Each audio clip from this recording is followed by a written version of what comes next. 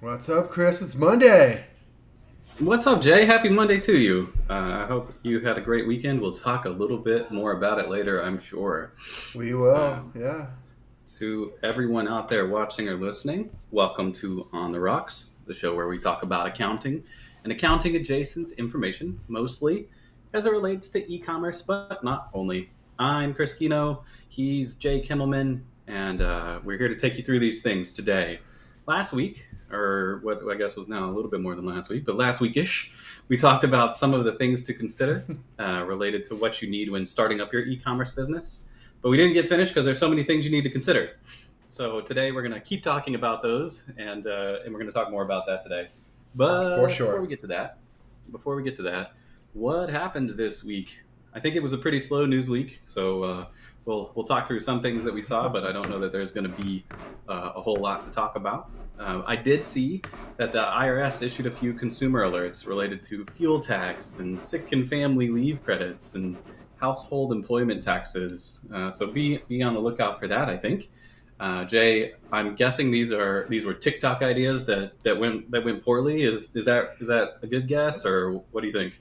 That's all I can think of. I mean, Yeah, I can count on one hand how many times I've filed for the fuel tax credit, and yeah, it was for a landscape client that I had. So, not everybody qualifies for that, as far as the yeah. sick and leave credit. Well, that's no longer applicable. That was a COVID Yeah. era credit. So, yeah, Okay. I'm thinking that people are just getting some of their tax advice from TikTok, not from the CPAs, but from the creators.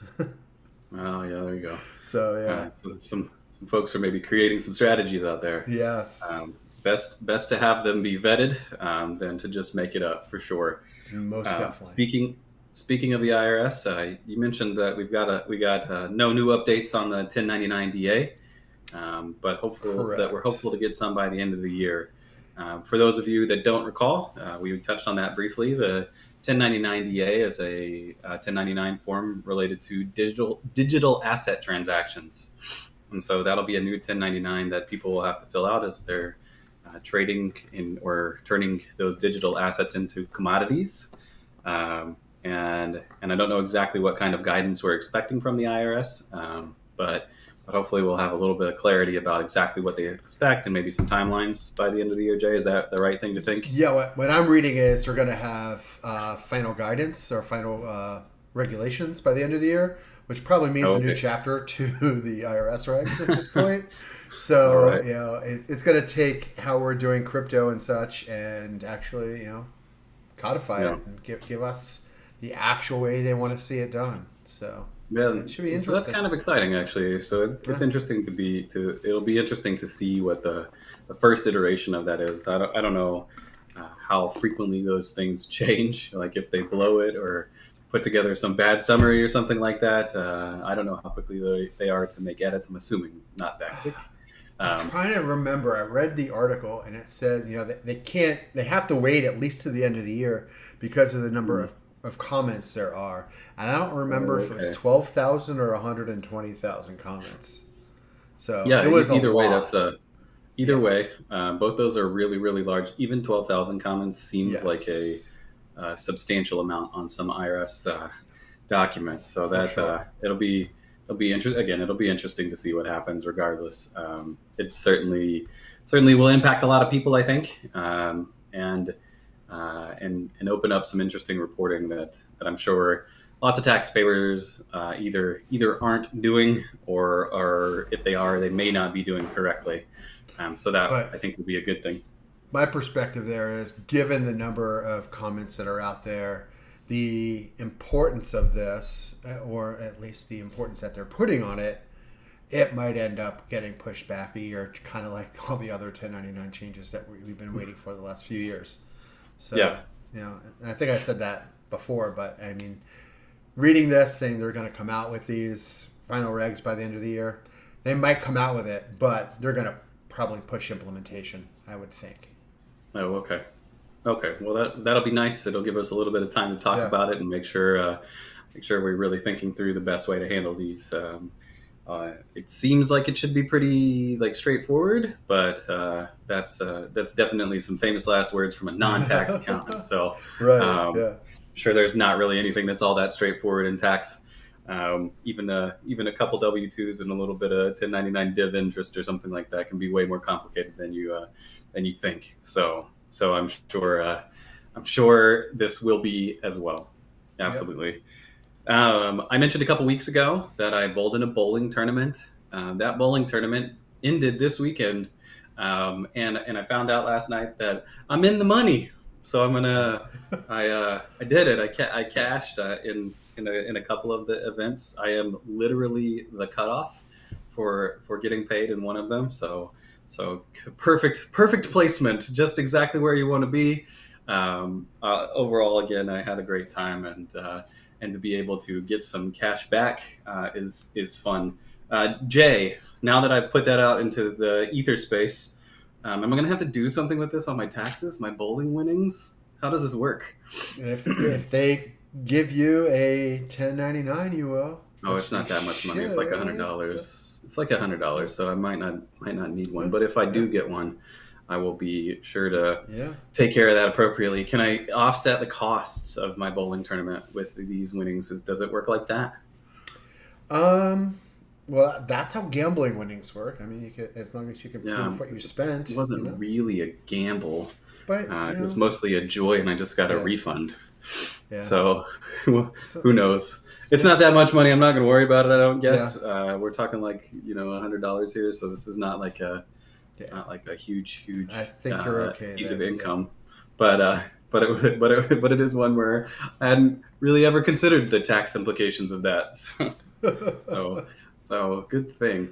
I did also see, although there's not really much to report, but the PCAOB did issue a couple audit standard updates this week. They were mostly intended to provide clarity around quality control. So there wasn't a lot to really take out of them. Just know that the PCAOB is at least trying to improve. I think that's a good thing, right? They're trying to make sure audit quality is good, and these QC things are related to that. Today, since we're talking, some of the things that we're talking about are financial risk maintenance and like other kinds of those early business considerations. I talked in, I think, maybe our very first episode. It may have been the second one, but I talked a long time ago about a internal control story that I wanted to tell, and today may finally be the right day. Um, so so one of my favorite stories, right, is that internal control compliance comes in a lot of different ways, and in the way that I came up with to kind of describe this is it is Jay. Do you know what kind of socks you're supposed to wear with your like nice dress pants? Yeah, dress socks. Yeah, nice. Yeah, and so if you're wearing dress Yeah. socks, do you want those dress socks to like match your pants or match your belt or match your shoes? Do you care? Do you even know any of the rules around this? Um, I know for me, I want my shoes to match my belt, and Yeah. possibly my socks to match my tie. Oh, okay. All right. Yeah. So when I was getting married, I had a conversation with a guy at one of these places where I was getting a belt because I wore a burgundy belt and burgundy shoes. Right. I had like slightly red hued shoes, and it was that same thing. Right. You want your shoes to match your belt. But this guy told me something that really stuck with me and that I kind of took away for a while. Right. And that is that your sock should be an extension of your pant. And it made me think about this a lot because like internal controls can be thought about in the same way. And so if I were to walk up and take a look at you, Jay, right, and you're wearing some gray pants but you have blue socks on, I might be maybe like, oh, that's a little suspicious looking, right? What's going on here? What's Jay doing? Those socks aren't an extension of his pants. Does he even know the rules? He has a control failure, right? And so this is the background, right? Is there is some kind of uncertainty out there as to what should be happening as far as your like socks and pants go, and so this can be there's a lot of reasons why you might be doing this wrong, right? And the reasons that you could be doing it wrong. There's the easiest one, right? You have no idea, right? You didn't know that there was some rule that the socks are supposed to be the extension of your pant. And a control failure can be in place that way too, right? Like that's exactly like a control that just isn't in place, right? A control that you didn't put in place, so no one knows to take care of this, to do this thing, right? They don't know that you need to go through this process in order to mitigate risk. So that's one potential problem. The second potential problem is that you know about the rule, but you don't care about the rule, or you don't actually like worry about the rule. You're like, yeah, that rule is kind of like, yeah, it's outdated. No one does that anymore. I think this other rule is better anyway. It like gets me to a better looking answer. I like the way I look better when my socks match my tie. Or you're in Right, Florida and those rules never apply anyway. Reply. Right. Right. No one wears socks. So like, there's the second one, right? Is that there's supposed to be a way that it's supposed to be done, but it's not being followed properly. And so this still looks like a control failure because of the same thing, right? Is that there is a rule, but that rule's not working right. And when the rule's not working right, it's still a control failure, right? And so this is a second potential option. The third thing is maybe you're just not trained all that well. Maybe you got up really quickly. You were like just reaching in the drawer. You're like, oh my gosh, I just need some socks. These two, they are socks. I got socks on, right? And you were hurrying through it, or you didn't take enough time to do it, right? And this control failed because you just need a little extra guidance, right? You need some more training. You need some more teaching, right? That's a way that controls can fail too. Another one is maybe your wife set out your socks for you, right? You don't even put your own outfit together. Someone else is actually responsible for it, and you're just wearing what they told you to wear. Like, hey, this is what everybody wears. This is what they told me to wear. I just put it on. It's not my fault. It's somebody else's fault, right? And so control failures can sometimes happen that way, where there's like a mitigating control that's supposed to be working, or someone else who's responsible for making sure that this control is happening properly, but it's just not, and so you end up in this other situation, and so I say all these things, right, to highlight examples of ways that controls can fail, because there are lots of different ways that people can interpret rules, or the ways that rules are communicated, right? If no one tells you what the rule is, right, or if somebody tells you, no, that's not you, right? If I tell you that the rule is your sock is an extension of your pant, but you talk to the guy at Men's Warehouse or whatever, and he says, hey, you tie, shoot socks, got to match. Now you have like competing rules, and there are just all of these different ways that controls can fail. And so I thought that story, because that particular day, I had black pants, I had gray pants, but I had black socks, and I was very well aware of the pant extension rule, the extension of your pant rule. However, that morning, the zipper on my black pants that I was going to wear that day had broken. And so I could not wear the black pants. I was not at home. I was traveling, so I didn't have another alternative. And so I had to make do by wearing gray pants with my black socks, which would have been a fashion faux pas according to my own control rules, right? And so this was another example of like, there's an outside circumstance that's caused my control to fail, where I know what the rule is, but I had to make do with what I could do because that was the only option that was available to me. And so in a control environment, there's lots of ways that controls can fail. And the most important thing is that you communicate what the controls are and what they should be, so that all the related parties understand what to expect. And the second thing is that you monitor and you make sure that the people who are supposed to be executing that control are doing it properly, and the people that should be reviewing or overseeing that process are doing that as well, right? So that everybody involved is going to have a successful outfit that meets all of the appropriate fashion criteria. And that, Jay, that's the control story that I've been waiting for 4 months to tell. I hope that it was worth the wait.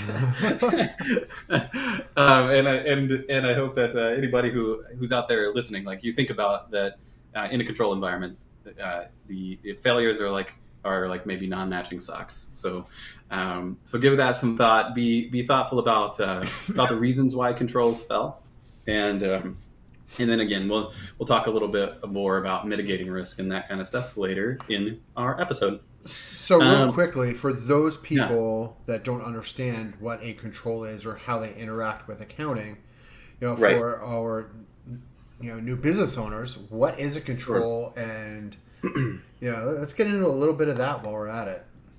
Yeah, I think that's a really important thing to do because you're right that control story doesn't make any sense without that background. And so a control. What a control, and particularly a key control, is designed to do is within your accounting or business process, a control helps to avoid or mitigate the risk. So it either helps to prevent in front of a mistake or to detect after a mistake. Either way, those are both controls can happen in either direction, so that your end product, your end financial statements are accurate. And so the easiest, most basic version of a control is that the people who print the checks are not the people who sign the checks.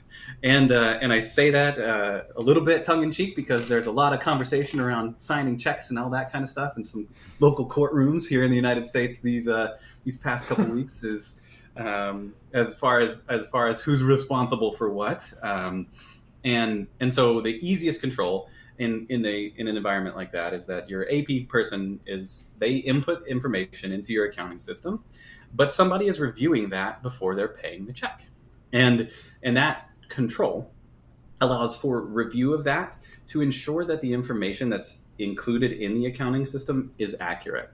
This is a preventative control, and the reason that it's preventative is because if they are doing something before they sign that check, that means that cash isn't going to go out. And when it doesn't go out, that means you don't have a mistake, right? So it's going to prevent mistakes from occurring. A detective control is like a bank reconciliation, also a very, very, very basic control process, one that helps you to reconcile your bank statement information to what your accounting system says. Someone is doing that work to make sure that they've identified anything that doesn't match between those two sides. An important control there too is that either that's done by somebody who's not the person who's doing all of that input work, or that it's reviewed by somebody who's not doing all of that input work, because it is very important that you segregate duties, that you allow two people in the accounting system to do different things. And just Jay, like does you that give? mentioned, yeah, I mean, just like you mentioned with the first example, that is a separation of duty control. So, Exactly, it's a yeah, segregation of duties control. It's an important yep, thing. for sure. Um, Yeah, I and think so, that was very helpful. Yeah, thank all you. right, yeah, okay, great. I wanted to make sure we got a good background there. And then last but not least, in the always news, any tax updates this week? I didn't see anything, but I want to make I, sure I didn't miss anything. Yeah, all right. yeah, I haven't heard anything. Yep. Okay. Normally, we would talk about what we're drinking, but it's in the afternoon on a Monday. So water for you, Cheers. water for me. Cheers to that. So let's get to our conversation. Last week we introduced the basics of e-commerce. Well, 2 weeks ago we introduced the basics of e-commerce. Last week we talked about a variety of things you need to know from a financial perspective. But like I mentioned, we didn't talk about everything because there are so many things that are important to know. And so what we wanted to do today was to continue that conversation. So we're here to walk through more of the things that you need to know from a financial perspective. So getting into that, the first thing that we're going to talk about is exactly what I was just talking about, and that's financial risk management. And the easiest thing to say there, right, is identifying and mitigating financial risks is an extremely important thing to do for a business owner and for an accounting team. Like this is really an accountant's role, is to identify risks and to help you to understand how you can avoid them. And as a business owner, mitigating those risks helps you to make sure that your business is able to sustain for a longer period of time. And so we've already talked about some of the things that you can do. The easiest thing to mitigate risk typically is to install and have in place review processes of some sort, and to then segregate those review processes from the people that are in those roles. Now, in a super small business, that can be extremely difficult to do, because there may only be 3 people, and so what that means is that you have to make sure that you also have like some other type of process. It may not be in the moment. Like if you as the business owner are the person who's responsible for ordering, right? You may not need a review process to make sure that you're ordering the right stuff from your critical supplier, right? But at the same time, you also want to make sure that when those bills come in, somebody's at least looking to make sure that they match. Like these are risk mitigating strategies. And particularly as it's associated with financial risks. But that's from that perspective too.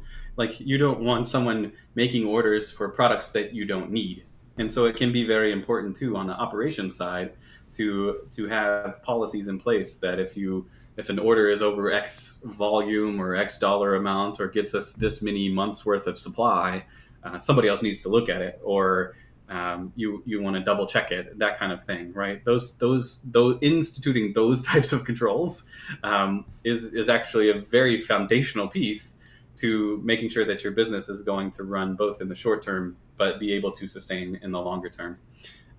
What do you think about that, Jay? What other financial risks or mitigation practices have you seen, or do you think about pretty regularly? Well, I think of it from like the solopreneur that starts their own e-commerce business. It's just Right. them. Sure. Yeah. And the first thing they do is they hire a VA. Right. And that's where you're putting all your trust in that person. But you really think about what Chris said there and implement those segregation of duties. Make sure if they are processing orders, they're submitting purchases, things like that, that they're not also paying for those said orders. Right. Control that cash, and that's the most important thing. And even on the other side, even if it's processing sales orders, they could be looking at what I want you to look for is discounts and free goods that's going out. So they could be taking goods out the back door and you're not getting paid for it. There's a lot of things I'll be looking at, but that's why it's so hard as a solopreneur when you're doing this, because there are a lot of aspects of it that you're dealing with. Well, and I think it's a pretty well-known fact that most of the time, some of the the biggest perpetrated frauds and those types of things happen because you put a little bit of too much trust into somebody. Right. They got all the keys to the kingdom, and then all of a sudden there's some type of pressure that wasn't there before, and when that pressure comes and that opportunity shows itself, like it's very hard to skip on it. And so in audit land, we call this, we have a very special name for this. I'm sure everybody's heard it. It's called trust but verify, right? You can trust that person all you want to, and you can believe that they're doing great work. But don't just do that. Make sure that you verify that they're also doing great work. And so make sure that you have built into place some kind of check, that's really what a control is. It's a check to make sure that you limits your exposure. Yeah, go ahead. And if you're giving them the keys to the kingdom, don't give them a master key. Hold on to that one yourself. Yeah. That's right. Yeah. One other thing that's a very, very, very important thing to do, but that can often be overlooked, is insurance and liability protection. Those are risk management techniques, right? So it is really important that you do the things that you need to do to cover your business in a way that allows you to be able to start over if you run into some massive problem that way. And then a little longer term or more future and forward looking would be like the development of a contingency plan of what do I want to do if I run into this problem or that problem or whatever else it might be. And then definitely like a longer term strategy is an exit strategy. Not everybody wants to own, run, and operate their e-commerce business for the rest of their life. You definitely want to understand what your intention is. If it's to run that business for 5 years, be as successful as you can be, and sell, that has a specific strategy that needs to go along with it. Because anytime you're looking to exit by selling like that, you need to have good foundational financials. You need to understand exactly what you're looking at, right? Even if it's 10 years or 20 years down the line, you also need to understand where what the point in time is that this starts to matter. Like where does that opportunity even present itself? or are you going to like leave it to your 10-year old son or something, right? Like, do you have a strategy for that change management and what goes along with that? Like, what does that mean, or how does that mean? Or do you have the intention to give it to your 35-year-old son, who may already be studying business administration and e-commerce as it is, and is well suited and well prepared? Like, understanding exactly what you're doing with your business and where you want to head is a really important foundational piece of starting your business. What other types of financial risk management or like oversight items do you think, or do you think we should talk about today, Jay? Well, I would say business continuity as well. Adding into the Sure. contingency plans. If COVID taught us anything, we have to be able to pivot our business. Have things in your contingency plans along the same lines as alternative suppliers and vendors and the such, so that should something ever happen again along those lines, you're ready to move and be able to have your products flowing and not be stuck with Right. products that you're not having the product to sell. So You're right. having a plan and being able to pivot is so important. And we're going to talk a little bit about business setup and entity types along those lines. And insurance plays a big part of that as well. Yeah. So when Well, why don't we we get down just to why that, don't, you want to we pivot? can just skip to that now. Yeah, that sounds Yeah. great. So one of the things that we wanted to talk about today was like your basic business setup. Like, what should you be doing now that you've created your e-commerce business? So Jay, why don't you talk a little bit about like the types of business considerations that you should be Yeah. making from just a business perspective, setup perspective? For sure. And odds are you went and started your e-commerce store and you just wanted to check it out and you just started it and you put in your social security number. You're operating as a sole proprietor, and as such, there are no legal protections for you, and you are one with the business at that point. So at that point, it's really important that you do have insurance to cover you and protect you, because there is no legal liability protections built in as a sole proprietor for yourself. Yeah, and so So, Jay, can you talk a little bit more about what that means? Like, where does a business owner run into a risk associated with that? yeah, so you're selling a product, and let's say that product had a defect Mm, and it caused harm. mm, So, what's going to happen? The harmed party is going to file a lawsuit against you, and they will file it against you, not ABC yeah, Furniture, or whatever the company might be, right, but you, because you are a sole proprietor. There is no corporation, there's no limited liability company that is protecting you from that, and that's why you have to have that insurance to protect you. And yeah, in that case, you have the insurance is your protection, because ultimately what you're protecting is your assets, and by having the right, insurance, you're protecting your assets. Now, if you are doing illegal activity, well, you're going to jail. There's no protections for that. So, but hopefully you're not engaging in criminal activity. That's not the issue, but it does come up every now and then. So, right. And I do think it's important to mention in this case too, like that those assets aren't just the assets of the business that you need to protect, like your own personal holdings in that situation. So as a sole proprietor, like your personal holdings could potentially be at risk, yeah, depending on like, because it's basically just you. And so that is a very important consideration to make. Jay, let's say that you started a little bit farther in advance and you yeah, came to Jay and you said, all right, Jay, I got an e-commerce idea. I'm ready to get started, but I don't want to lose my house. right. And what do I do? Yeah, so in that case, you either want to incorporate or set up an LLC. All Now, right. the answer used to be set up a corporation, because that was the best way of going about protecting yourself. But over the last 20 years, the limited liability company has become the way to go, because there is flexibility when it comes to operations and taxes. There are different entity types: corporation, limited liability company, partnership, that and from there differ from the tax structure. And in a corporation, you're a corporation or you're an S corp.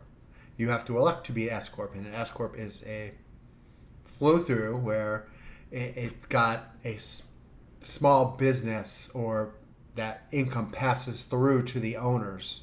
So it's a little different than the corporate structure where you have all the directors, they have dividends, they pay tax on the income, and then you pay tax on the dividends. So it's very different from a tax standpoint from a C corp or a standard corporation to an S or subchapter S corporation. Okay. Now, then you have the limited liability company, and you have a single member LLC, then you have multi-member LLC. And that is the tax structure. The legal structure basically says you're limiting the owners or the partners, and basically partners to start with, from the legal liability.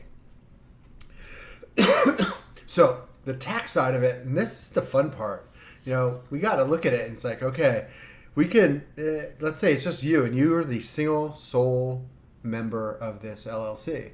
Well, as soon as you do that, guess what? You're taxed as a sole proprietor. Same as if you had nothing, but you now have the legal protections of the LLC protecting you. But you have to make sure you protect those limiting factors.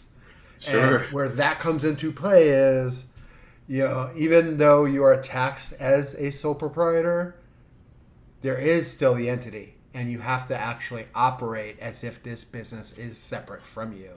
Just from a tax form perspective, it's one and the same, but in legal aspects, it's not. Yeah. And you have to protect what is called the corporate veil. And the first thing a lawyer is going to try to do is what's called pierce the corporate veil. And the first thing they're going to look at is your banking and make sure that are not doing one of my favorite things to mention, commingling. That's basically using that business account as your wallet and pulling money out and paying bills for yourself and just not paying attention. You want to have, and this goes for any business entity as far as I'm concerned, even if you are running a sole proprietorship, get a separate business bank account. Keep your finances separate from the business. And, one of the other items we're talking about is setting up an accounting system.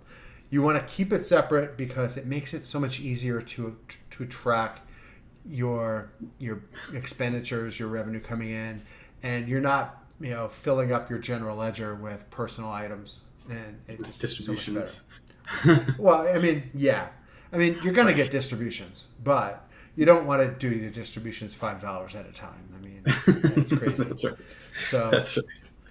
So we talk a little bit about the entity structure. And looking at insurance and things like that. First thing you got to look at is what's the ultimate goal? What are you trying to protect? Do you have assets you need to protect? And then look at it from the tax side of it. Okay, what are we trying to do on tax? Are we making a couple $100,000 a year in profit? Where are we looking at that? Are you? And then we haven't even gotten to the salary side of that on the S corps. So, there's so many factors at play. But let's just look at that single member LLC. So you're starting out on your 1040, and first thing you have to know when you are operating as a sole proprietor is you will pay self-employment tax, and basically what that is. It is the employer half and the employee half of the payroll taxes. That's your Medicare and FICA. Oh, okay. So right, sure. When it comes down to it, it's 15.3% of the profit you're going to be paying to the IRS as self-employment tax. Now, that is where the IRS came up with the sub S corp, the subchapter S corp or S corp, and they don't have self-employment tax, but there is a minimum required salary that you have to take. Now that Right. number, and we talked a little bit about S corp salary requirements a Yeah. couple weeks ago, Weeks ago. but there Yeah. is no hard and Mhm. fast rule. Best thing I can tell you is you don't take all your profits as distributions, because you got to take salary to offset that, because you're not paying that self-employment tax. You have to have a reasonable salary. And what is reasonable? What would you pay somebody else to do that job for you? So that's the best factor of it. But I mean, going into it, before I even look at anything, at least pull 50-50 of your distributions and salary just as a starting point. And then, once you get in a roll, then you can start looking at it and fixing it and getting it moving. But don't just Right. do 100% distributions and not worry about the salary. You got to Yeah, do it. And, that 50-50 number, it's not a hard, fast number. It's just a starting point. At least take 50% in salary, and then we can start looking at it based on your profit, how much work you're doing, what you're doing, and what somebody would make if they were doing it that wasn't an owner. So there's so many factors at play with that. And the Yeah. biggest thing I want to reiterate, though, is, an LLC, you're not taxed as an LLC. The LLC is legal structure. Right. There's no legal structure of S corp. It's a corporation. It's a sole proprietorship. It's a partnership. It's a limited liability company. That is legal structure. When you get Right. to partnerships, well, partnerships is both, but S corp, S corp, partnerships, Yep. C corps, that is your tax structure, and those Mm. all have different perspectives there that you're going to look at. And I'm not going to tell you that there's a hard and fast number when you elect to be an S corp, because there are a lot of different factors at play there. Right. And we got to look at your specific tax structure and situation to give you the best advice for that. So you Yeah. can't just say, hey, if you're making $50,000, you got to elect to be an S corporation. It doesn't work that way. And, Yeah. you might have a job where you're making $350,000 a year. Well, guess what? You've already exceeded all of the limits on the payroll taxes. So Right. at that point, you've already paid them. You're not going to be paying self-employment tax. So there's no reason to elect that S corp for that. So Yeah. we got to look at it individually for you in a given year, in a given period, and map out what you're looking like for the next 5 years before we make that decision. Because if you do Yeah. it, you're keeping it for the next 5 years. Yeah, and so that becomes a very important, both a risk management strategy and also just a fundamental, like, what am I intending to do here as a business? Exactly. Thing. And there's no question that this can be a really complicated decision on what you want to do there. And so, who's the right person to talk to, Jay? Is this a CPA? Is this a tax attorney? Is this your Uncle Fred? Like, is this the influencers on TikTok? Like, who are the people to listen to in this space? Honestly, when you are trying to figure out what your business entity should be, you need to talk to your accountant or your tax advisor, and you need to talk to a corporate lawyer, because Okay. you got to Yep. know you have two different sides of that. You have the liability protections and everything that comes on the legal entity side, and then you have the tax situation from the tax entity side. And you have to have the meeting of the minds there, because in some cases you might have differing opinions. You just got to come up with the best opinion for now and the next 5 years, and see how Right. it weighs out. And it might be that you need to protect your liabilities more so than trying to have a tax strategy to save on taxes at this point. So, having advisors that like, and trust, very important. Yeah. Yeah. Yes, absolutely, absolutely. So, and then of course, those same advisors can make sure that you've set up that bank account that's separate for your business. That is, I'm sure most folks can at least start to talk you through that process. And then, of course, specific to accounting and tax considerations, there are a lot of decisions that you need to make outside of entity structuring, and so one of those is like, what accounting system are you going to use? And then what kind of bookkeeping practice are you going to are you going to bookkeep on a cash basis? Are you going to try to do some accrual related work? Like, what kinds of considerations do you think go into this for most business owners, Jay? Most business owners don't think about what accounting system to go on. They're like, I don't need that. I have my bank statements, I have my bank account, I got Excel, I got all that down. But it's really hard to make business decisions when you're looking at spreadsheets and you don't have up-to-date data, and you can't Right. compare that data without having to go through a full process of putting it all together and doing it. Yeah. Take the time to go and I'm going to tell you, go out and get Xero. I mean, I bleed Xero blue. I am a Xero ambassador, and from the day I started my former firm, the Digital CPA, I was working with QuickBooks, and I wasn't a fan. I wasn't a fan as a business owner of it. But when you go out and you say, "Hey, I got to get an accounting software," the first thing you think of is QuickBooks, because that's the name out there. Yep. And just because it's the name doesn't mean it's the better software. And honestly, what's best is what you're going to use. It's the same thing I get asked, "What's the best CRM?" Well, the best CRM is what you're going to use. But Right. Xero makes it easy. It talks in plain English, and it's clean and easy to use, and even Yeah. more so with e-commerce, because its APIs are so clean and clear. It makes it so much Yeah. easier to use it.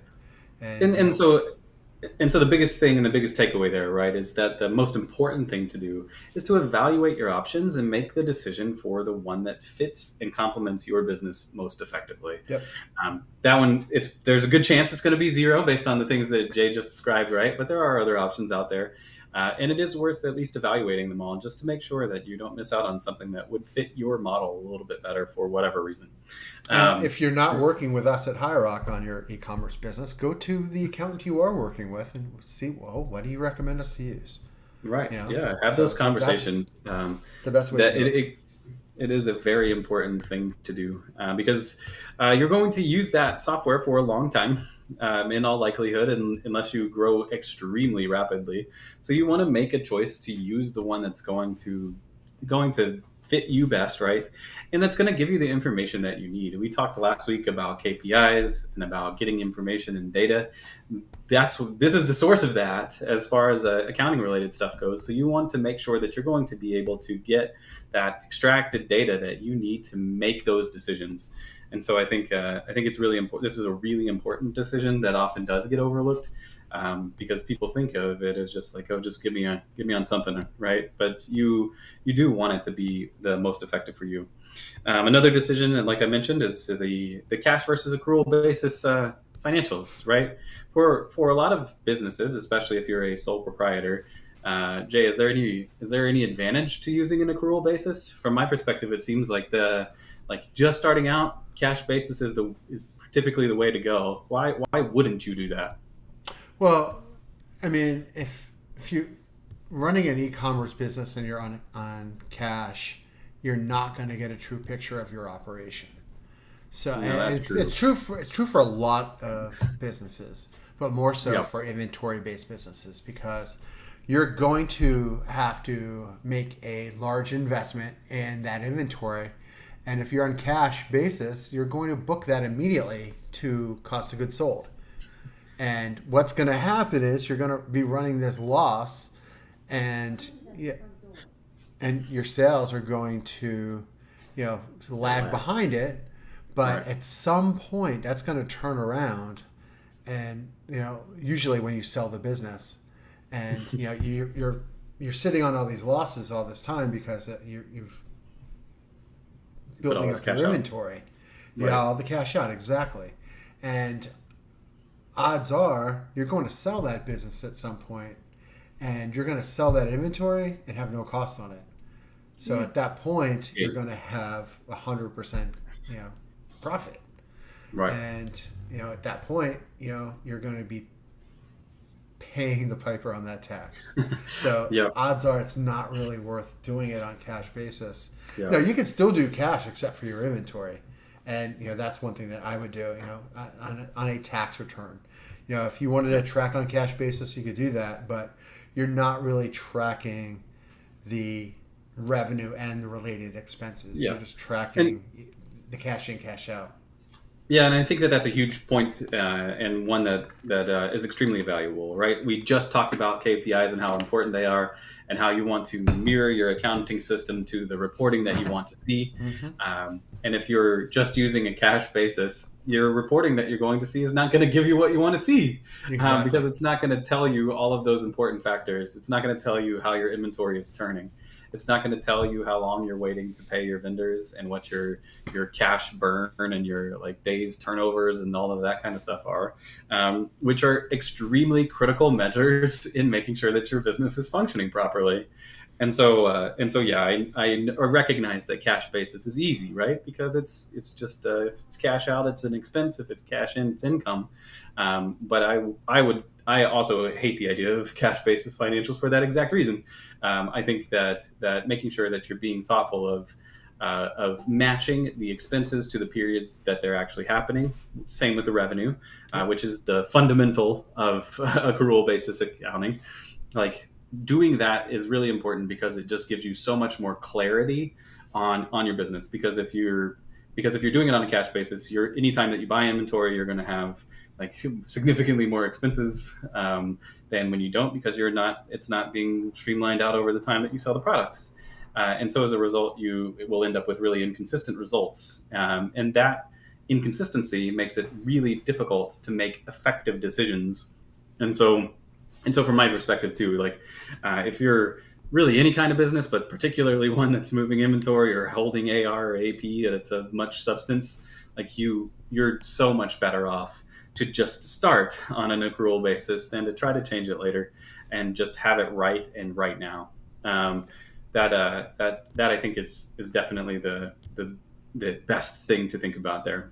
And just like entity, you have legal entity and tax entity. Well, you have reporting basis and tax basis. They don't necessarily have to be the same thing. So you set your books up on accrual basis. You do proper accrual accounting. You can still get cash basis reports out of it, and at that point do cash basis tax returns. So it just depends on what type of business you have and your cash flows, how they work, where it Right. might be advantageous to be on the cash basis. Yep, definitely a possibility. Yeah. And so that's a tax decision that you need to make, and that you also need to understand is like why are you making that decision, and what is the point of doing that, so that you fully do understand like the global decision making there. One other thing that's very important is to understand both your tax obligations and your related tax deductions, because as you go to prepare a tax return, you want to understand that. But more importantly, as far as your tax obligations go, you need to make sure that you understand if you have exposure for sales tax.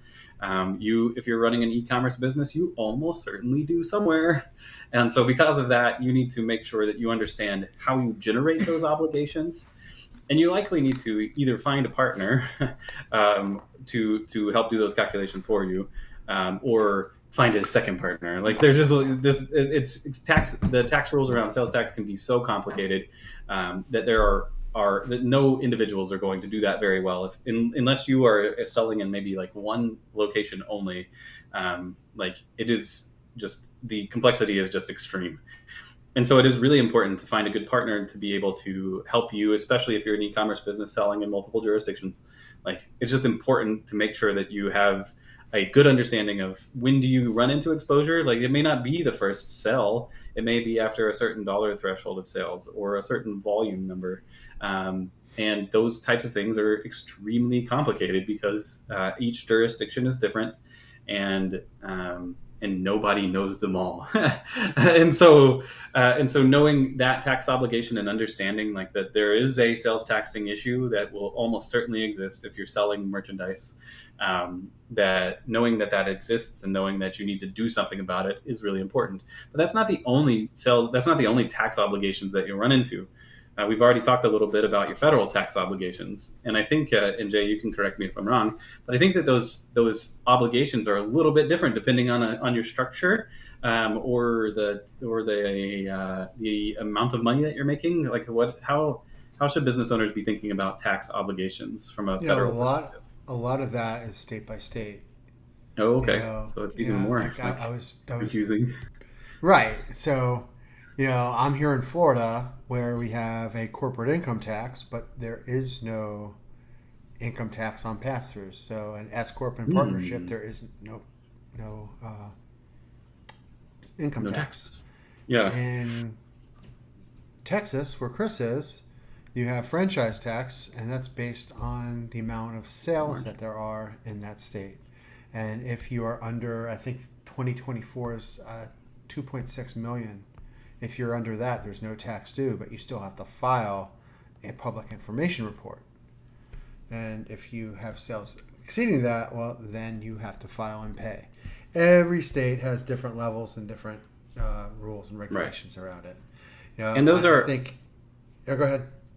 I was just going to say, those are often based on exactly what you just described. Is it's not your overall sales volume, but it's your local sales volume there. Right. And how much you sold it within that state directly.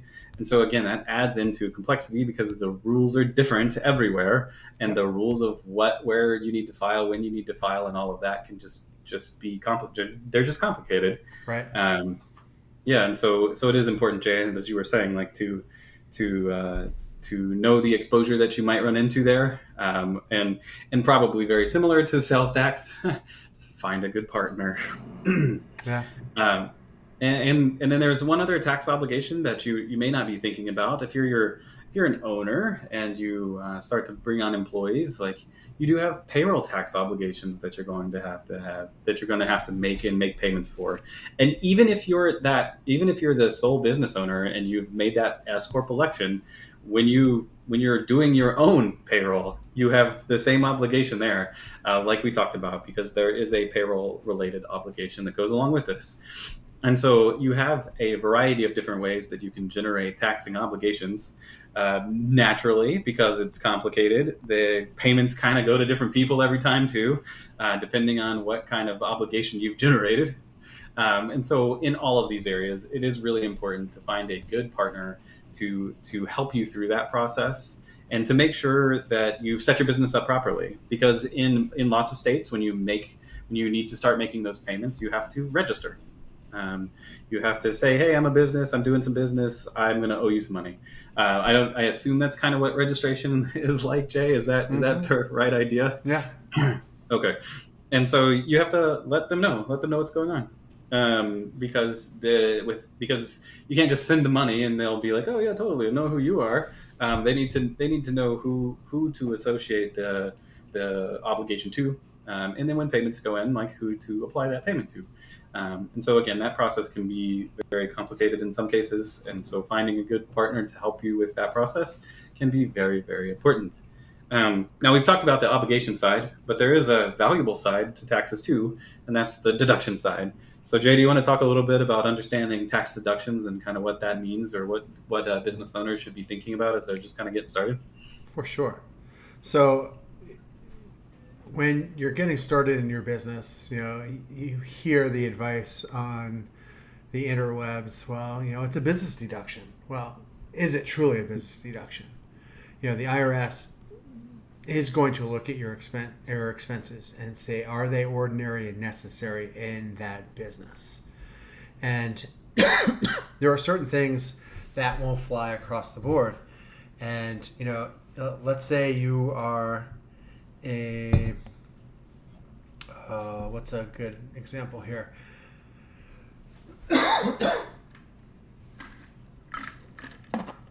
Let's say you're a social media shop and you're doing videos for your business, and you go out and buy a new wardrobe, and you try to deduct it.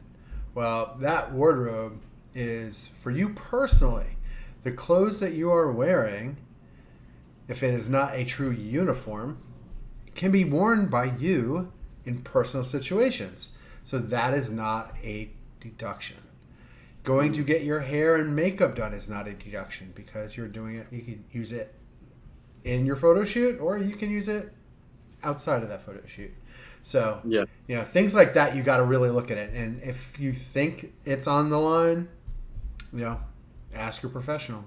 But Yep. if it's ordinary and normal use in your business, think about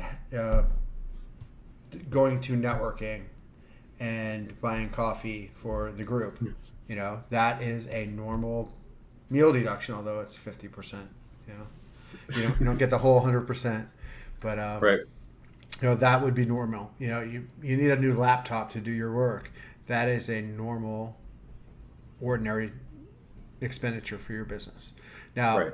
that laptop, if it is over $2,500, will be capitalized and depreciated. And by capitalized, it means it goes on the balance sheet as an asset versus being expensed. And there are a lot of different benefits to doing so, which we'll get into at a later date. Yeah. And those are important things to do. But with the current laws, it allows you. There's this thing called bonus depreciation, which that's one of those tax updates we're waiting on, because they're peeling that back year after year now. Right. So we're hoping to see that law get updated and bring it back to 100% again. So Yep. things like that is what you're looking at your deductions as far as that goes. Yeah. Yeah, and so again, I think the last thing to think about from an accounting and tax consideration is you're a business owner. You have a passion for your product and for your business, and not for accounting. And so oftentimes the best move in a situation like that is to find someone that you know, like, and trust, and let them do the accounting for you. Finding an accounting professional to be able to assist you in doing the work that you just don't care about as much, and that you're not as passionate about, lets you have that time back. And because of all of the complexities that are involved in everything that we've talked about, in tax considerations, in cash versus an accrual decision, in all of the financial risk mitigations, all of that control setup, everything that's going on right there, I think it is extremely important that you find or consider, like, using a good accounting professional to help advise you in this space. Like, there's just absolutely no question that it's going to be better for you in the long term and better for your business. Jay, do you have any extra thoughts or any last thoughts as it comes to some of the first things to think about as a business owner? Well, as you were mentioning that, I was thinking about vehicles. So, last tip for everybody out there. So, even whether you're taking the mileage deduction or you purchase the car, you still need to have a mileage log, because when you purchase the car, you have to state the amount of business or personal use of that vehicle, and that's the amount of depreciation you can claim. So a valid mileage log is very important, and there's a number of softwares out there you can get that will do all that tracking for you, and makes it really super easy at the end of the year. So you hear about going out and buying your car, you could depreciate the 100%. Well, guess what? You can only depreciate 100% if you use it 100% for business. So it's really important that you do that. So yeah. And definitely a thing to think about too. Just like an accounting professional can help you, supporting accounting softwares are just out there. They're out there in a plenty. They can do a lot of that same financial risk mitigation that we talked about. They can help you to introduce some of the control environment and some of that control structure, along with expense payouts, cash receipts, everything that goes along with that. So finding a good professional and some software that they can support for you, a very, very valuable must do for e-commerce businesses for sure. I think that's been a fantastic conversation around the basics and the between last week and this week of to give business owners a good idea of what you should be thinking about um, for your ecom business. I think that's been a great conversation. For sure. With that in mind, obviously it's Monday, so we don't have weekend plans to look forward to. But any big plans for the week before we get to Friday, or any things we didn't talk about previous that you think are worth revisiting from this past weekend? Well, this last weekend, I mean, I told you we had the NASCAR All Star weekend and ended with a bang. You know, we had a fist fight breakout at the end of the race, and it was Oh boy. amazing race, and just you Yeah. know let them boys at it. You know, let them go. Yeah, that's good. You know, Speaking of so letting them boys at it, my daughter, she turned 2 this weekend, so happy birthday to yeah. Elowen. And we had a party for her, and let the kids, not the boys, but all the boys and the girls, let them all go crazy on a little bounce house and with Nice. some soft play stuff. So they went all at it. Thankfully, no punches were thrown at our party. None of that kind of going at it. But they had a good time sliding into the little ball pit, playing with each other. I've got so many wonderful pictures of her and some of her classmates and her cousins and others of our friends. So big happy birthday to my 2-year-old. I can't believe that she's already 2. I can't. I know the time will just continue to fly. But I look back on how much she changed in the time from when she turned 1 and was like just barely walking on her own, Yeah. and to the time that she turned 2 and is jumping around on a bounce house, telling me about all of everything that's going on. Is the changes are amazing. And I, of course, am looking forward to what happens between 2 and 3, except for the like terrible 2 part. Like you can kind of leave that part out, but I know that I don't get to, and I'm sure it'll be a fond memory when I look back on it. It'll Uh, pass. It'll pass. yeah, right. And Exactly. yeah, Exactly. yeah. So that was a fun event from this weekend. I don't have too much going on, I guess, this week. Looking forward to actually, I say that I'm looking forward to going to St. Pete to see you live and in person on Thursday. Yes. Jay, we're gonna be having a conversation with Scott Kelly and Black Dog Ventures, an event that they're throwing there in Tampa or St. Pete, and so I'm really excited to do that and to go talk about cash flow management. That's Yes. exactly what we'll be talking about there. Listening to all kinds of small business owners and startups pitch their business, so it should be a really fun experience. I am definitely looking forward to getting down there to do that. Should be a lot of fun, and maybe we'll have a good fun update on Friday Oh, for about how sure. that went. How Yeah. that went. So Friday we'll have quite an update because you know we have that coming up, and the Yep. next morning, the Friday morning, is my daughter Abigail's high school graduation. So we got a Ooh. lot going on, and Yeah. looking forward to it. And then Yeah. I know you had the bounce house. We have right now, I think 78 people RSVP'd for the Ooh, graduation buddy. party on Saturday, and we're gonna have a water slide. There So you go. Fun. Fun. it's like Fun. the Fun. thing for Abby's birthdays. For We've kids always these had days. that, and yeah, Yeah. it's always been a great hit. So why not bring it back? Love it. We have the I think entire that dance sounds good. team invited and coming, and you know all the kids in high school and all the parents. So it's going to be an awesome time. Looking so forward to it.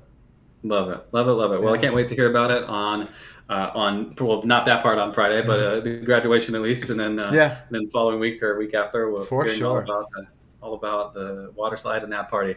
So thanks for taking the time to JJ. Thank you You for got it. everyone out there who watched and listened. We appreciate you taking the time to be with us. So we'll talk to you again on Friday. In the meantime, have a great week. See you, Bye, everybody. everyone.